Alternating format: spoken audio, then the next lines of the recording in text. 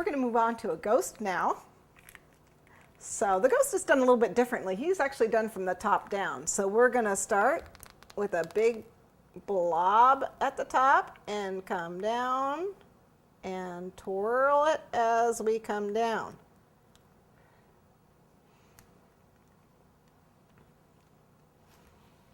And I'm going to use,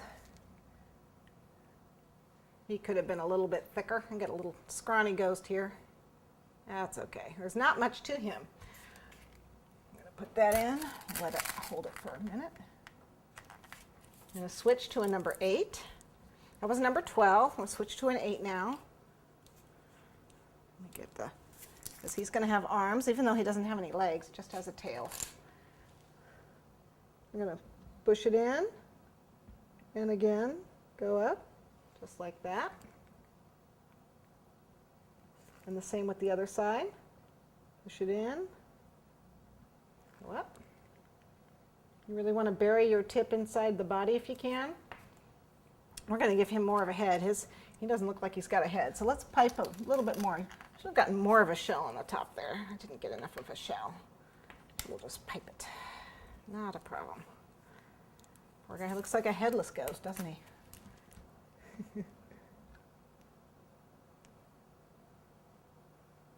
Okay, there's his head. And actually, we're going to let him go up to that little ghost, the ghost thing that they've got that goes up their heads.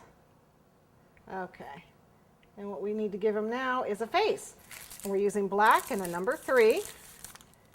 And all I'm going to do is just pipe an eye, and I can make him a moaning ghost or a screaming ghost or just a little happy ghost. But we're just gonna make him going, oh.